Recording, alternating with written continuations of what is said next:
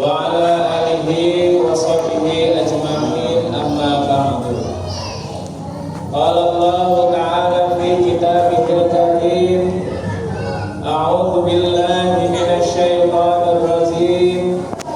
بسم الله الرحمن الرحيم. شهر رمضان الذي أنزل فيه القرآن هدى للناس وبينات من الهدى والفرقان. وقال رسول الله صلى الله عليه وسلم: خيركم من تعلم القرآن وعلمه. Bapak, Ibu, hadirin, rismawan, rismawati, anak-anak yang insya Allah dimuliakan Allah Subhanahu wa Ta'ala. Yang pertama, marilah kita panjatkan puji syukur kehadiran Allah Subhanahu wa Ta'ala atas begitu banyak nikmat karunia yang telah Allah berikan kepada kita. Allah Subhanahu wa Ta'ala memberikan kepada kita nikmat sehat walafiat. Di saat yang bersamaan kita lihat di rumah sakit ternyata banyak sekali mereka yang sedang sakit dan dirawat di rumah sakit sehingga tidak bisa mengikuti kegiatan seperti biasanya, termasuk mengikuti peringatan Nuzulul Quran pada malam hari ini. Kita juga patut bersyukur atas nikmat iman dan Islam yang telah Allah karuniakan kepada kita.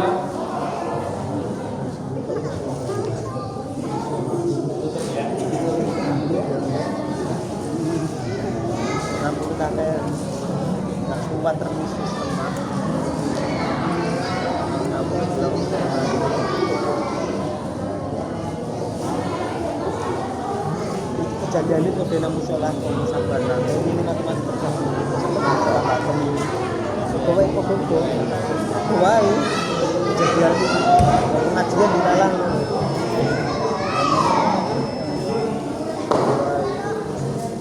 kita patut bersyukur kepada Allah Subhanahu wa Ta'ala atas diberikannya nikmat iman dan Islam.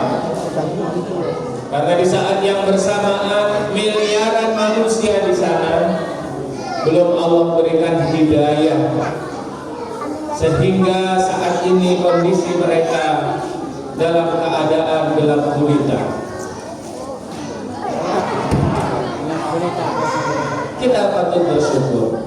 Kita juga patut bersyukur bahwa Allah Subhanahu wa Ta'ala masih memberikan kepada kita kesempatan untuk mengikuti majelis ilmu seperti malam ini, di mana ketika kita mencari jalan menuju ilmu Allah Subhanahu wa Ta'ala, maka Allah akan mudahkan kita menuju surganya Allah Subhanahu wa Ta'ala.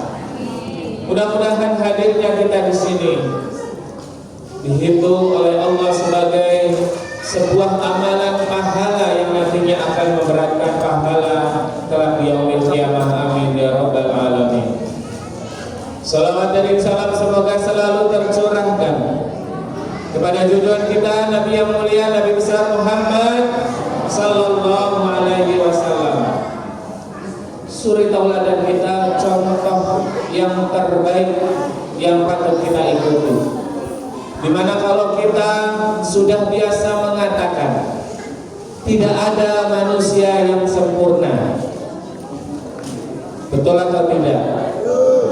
Tidak ada manusia yang sempurna, tapi ternyata ada satu manusia yang sempurna, yaitu Nabi besar Muhammad sallallahu alaihi wasallam, di mana beliau adalah maksum, terbebas dari dosa. Allah jaga Nabi Muhammad sallallahu alaihi wasallam dari dosa-dosa. Oleh karena itu tidak ada insan yang patut kita ikuti secara menyeluruh. Untuk yang bisa kita ikuti akhlaknya kecuali Nabi Muhammad sallallahu alaihi wasallam. Bapak Ibu yang dirahmati Allah Subhanahu wa Ta'ala, kita berdoa mudah-mudahan kita termasuk umatnya yang telah mendapatkan syafaat yaumil qiyamah. Amin ya rabbal. Bapak Ibu hadirin yang dirahmati Allah Subhanahu wa taala. Pada malam hari ini insya Allah sebelum pukul 9 kita sudah selesai acaranya.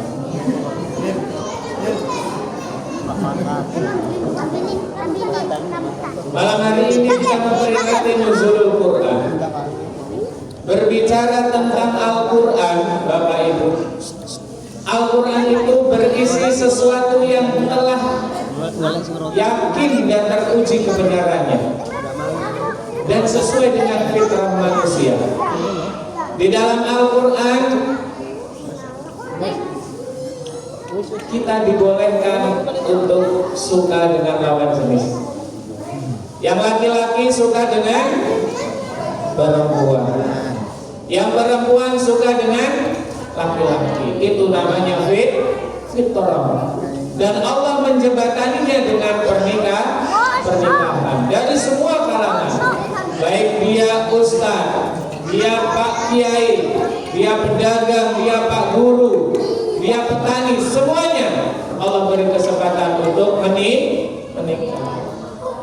Kalau ada perintah misalnya Pak Kiai tidak boleh menikah, kayaknya tidak ada yang mau jadi Pak Kiai. Betul tidak Bapak Ibu? Kemudian Al-Quran memerintahkan kita untuk berpuasa. Berpuasanya itu sesuai dengan kebutuhan, dari subuh atau dari imsak sampai maghrib. Bisa dibayangkan Bapak Ibu, kalau kita diperintahkan untuk puasa dari pagi ya, sampai malam selama 3 hari atau 5 hari, bukannya sehat malah sakit. Itulah Al-Quran sesuai dengan kebutuhan manusia. Malam hari dibolehkan untuk makan dan minum. Bapak Ibu yang dirahmati Allah Subhanahu wa taala, Al-Quran itu diturunkan secara 2 tahap. Dua tahap. Yang pertama Allah Subhanahu wa taala turunkan Al-Quran secara keseluruhan ke langit dunia, secara keseluruhan. Barulah setelah itu Allah Subhanahu wa taala tahap yang kedua menurunkan Al-Quran secara bertahap-tahap kepada Rasulullah Sallallahu Alaihi Wasallam. Apa itu Al-Quran? Al-Quran adalah kalamullah, sebagai mukjizat yang diturunkan kepada Nabi Muhammad Sallallahu Alaihi Wasallam melalui malaikat Jibril, diturunkan secara mutawatir dan membacanya adalah ibadah. Yang pertama, Al-Quran itu adalah kalamullah.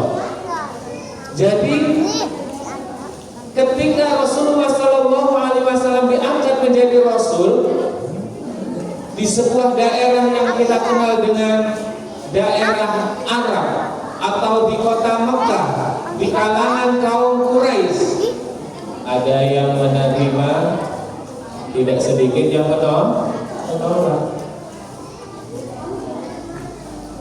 Yang menerima banyak, yang menolak juga banyak. Tapi Allah Subhanahu wa taala memberikan kemenangan kepada Rasulullah Sallallahu Alaihi Wasallam bersama sahabatnya.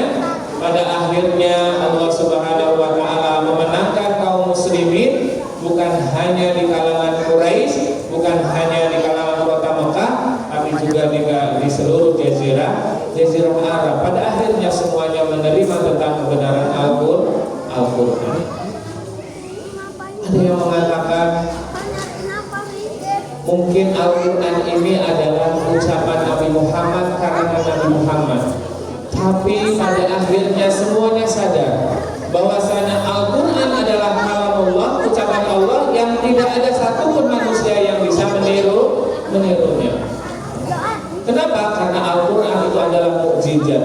Mukjizat bukan hanya bacaannya, tapi juga mukjizat dari isinya. bicara tentang masa yang sudah lewat, berbicara tentang masa yang sedang terjadi, dan berbicara tentang masa yang akan datang. Dulu zaman Rasulullah belum ada ilmu kedokteran. Siapa yang tahu ya, janin 4 minggu menjadi apa, 4 bulan menjadi apa? Tapi di Al-Quran sudah ada. Bapak Ibu yang dirahmati Allah Subhanahu wa taala, Al-Qur'an adalah kalamullah yang diturunkan mukjizat kepada Nabi Muhammad sallallahu alaihi wasallam dan disampaikan melalui malaikat Jibril sesuai dengan kebutuhan. Pada saat itu muncul pertanyaan, Allah turunkan melalui wahyu. Ya. Yang kurang lebih diturunkan bertahap-tahap sekitar 23 tahun. Atau ada yang mengatakan 22 tahun, 2 bulan, 22 hari. Itu Al-Quran. Ada yang diturunkan di kota Mekah sebelum Nabi Muhammad hijrah, disebut surah atau ayat Makkiyah. Diturunkan setelah Nabi Muhammad hijrah di Madinah, disebut surah Madaniyah. Bapak Ibu yang dirahmati Allah Subhanahu wa taala, setiap tahun kita mengadakan peringatan Nuzulul Quran. Barangkali ada di antara kita yang belum tahu kira-kira ayat yang pertama diturunkan oleh Allah Subhanahu wa taala kepada Nabi Muhammad, ada yang tahu surat apa? Surat apa? Surat Al-Alaq ayat 1 sampai 5. A'udzu billahi minasyaitonir rajim. Bismillahirrahmanirrahim. Iqra bismi rabbikal ladzi khalaq. Khalaqal insana min 'alaq. Iqra wa rabbukal akram. Alladzi 'allama bil qalam. 'allamal insana ma lam ya'lam. Shadaqallahul 'azim. Disitulah Allah Subhanahu wa taala bersamaan dengan menurunkan Al-Quran surat Al-Alaq mengangkat Nabi Muhammad SAW menjadi Nabi dan Rasul. Bapak Ibu yang dirahmati Allah Subhanahu wa taala, Al-Quran itu memiliki banyak sekali keutamaan. Memiliki banyak sekali keutamaan. Yang pertama, Al-Quran adalah petunjuk. Dzalikal kitabul la raiba fihi hudal lil muttaqin. Petunjuk bagi orang-orang yang bertakwa. Petunjuk bagaimana kita bisa hidup dengan seharusnya. Ketika kita sudah menyatakan asyhadu an la ilaha illallah wa asyhadu anna muhammadar rasulullah, maka kita sudah wajib menjalankan seluruh perintah Allah Subhanahu wa taala. Apa saja yang harus kita lakukan? Kita lihat Al-Quran ditunjang dengan hadis. Perintah sholat, aqimis sholat, perintah zakat, wa atuz zakat. Itulah Al-Quran sebagai petunjuk supaya kita tidak tersesat di dunia. Apakah ada orang yang tersesat? Ada. Bapak Ibu yang dirahmati Allah Subhanahu wa taala, ketika Nabi Muhammad hidup di kota Mekah sebelum diangkat menjadi rasul, kaum Quraisy menyembah berhala, tapi mereka mengatakan Allah. Mereka menyembah Allah, tapi caranya tidak pas. Mereka menyembah Allah, tapi melalui perantara berhala. Mereka menyembelih kurban ya, untuk dikurbankan kepada berhala. Kenapa? Karena tidak adanya petunjuk, sehingga yang dilakukan adalah sebuah kesalahan. Nah, kita umat Islam oleh Allah Subhanahu wa taala diberikan 2 pusaka yang apabila kita berpegang teguh kepada keduanya tidak akan tersesat. 2 pusaka yaitu Al-Quran dan As-Sunnah atau hadis. Itu keutamaan yang pertama. Kemudian keutamaan Al-Quran yang kedua adalah bahwa Al-Quran ini sudah teruji kemurniannya. Kalau kita tahu ada namanya rukun Islam. Rukun Islam yang pertama iman kepada Allah. Rukun Islam yang kedua iman kepada malaikat-malaikat Allah. Rukun iman yang ketiga iman kepada kitab-kitab Allah. Rukun iman yang keempat iman kepada Rasul-Rasul Allah. Rukun iman yang kelima iman kepada hari kiamat, dan rukun iman yang keenam iman kepada qada dan qadar. Di situ ada rukun iman kepada kitab-kitab Allah. Ternyata Bapak Ibu, kitab yang Allah turunkan bukan hanya Al-Qur'an.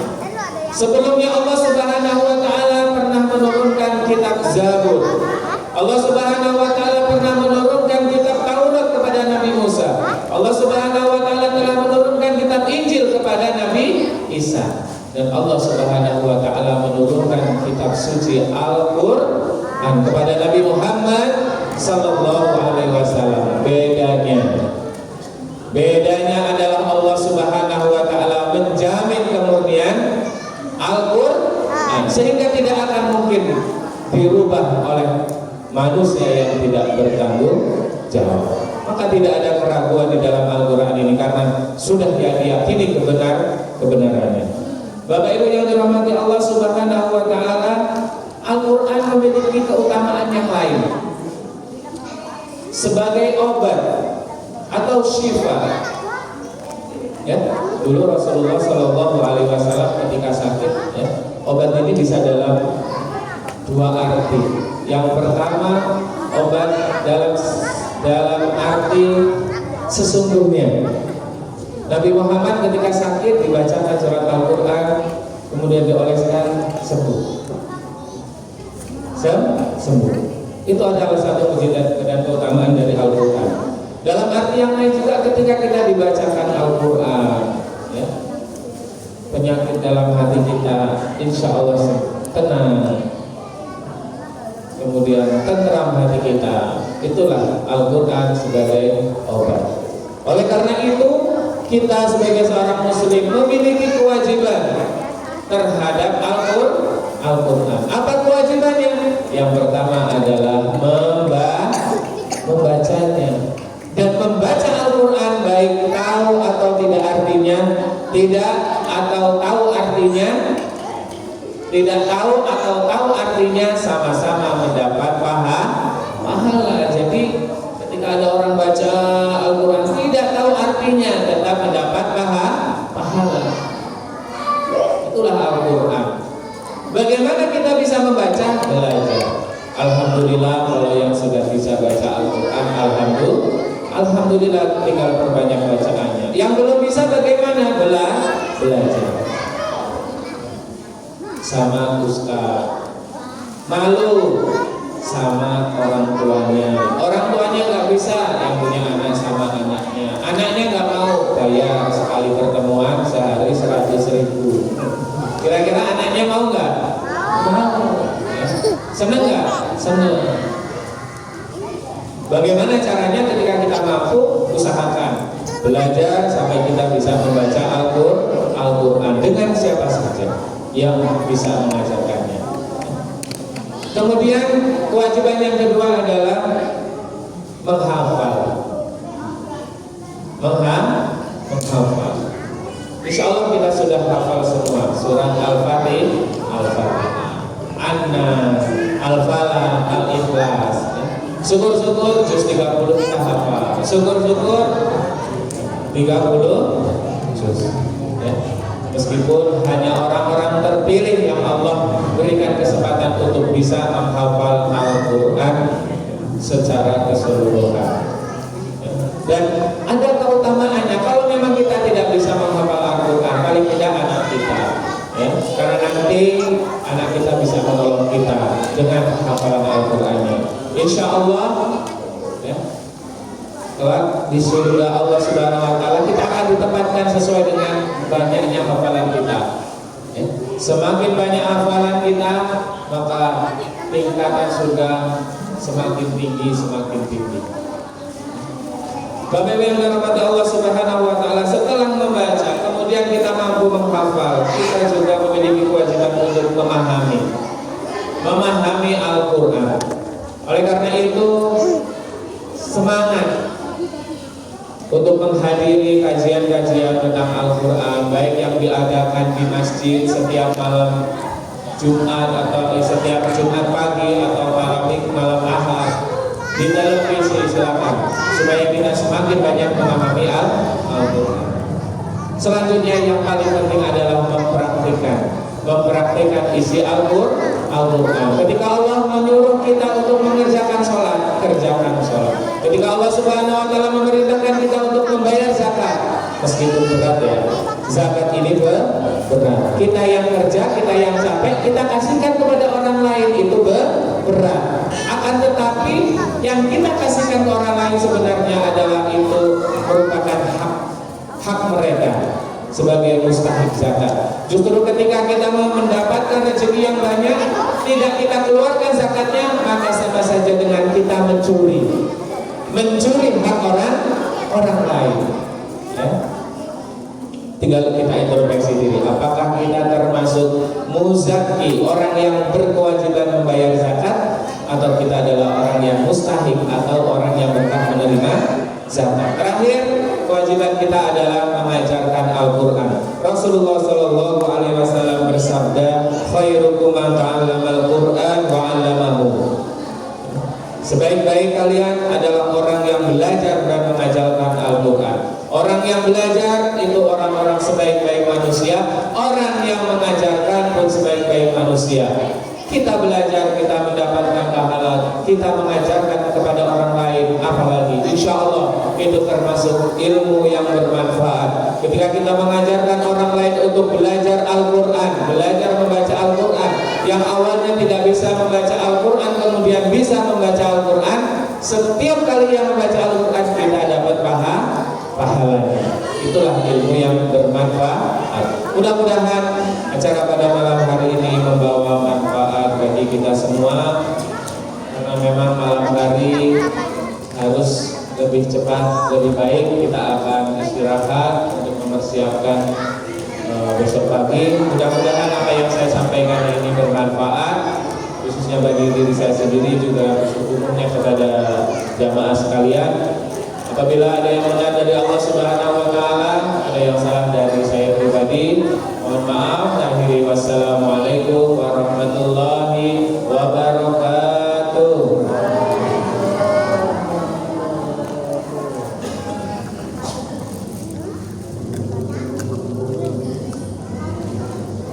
Acara yang selanjutnya yaitu doa yang akan dipimpin oleh Bapak Ustaz Tuhan Alis. Katanya kami persilakan.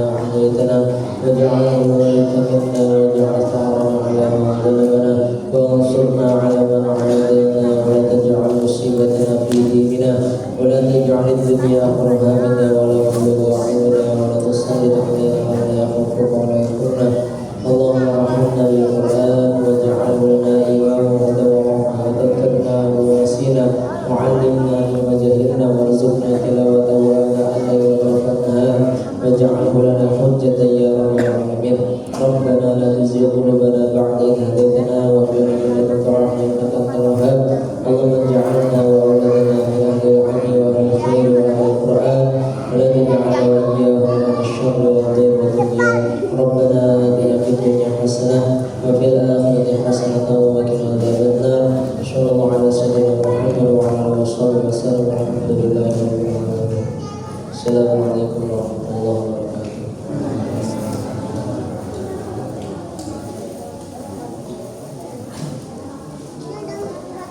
Acara yang terakhir yaitu penutup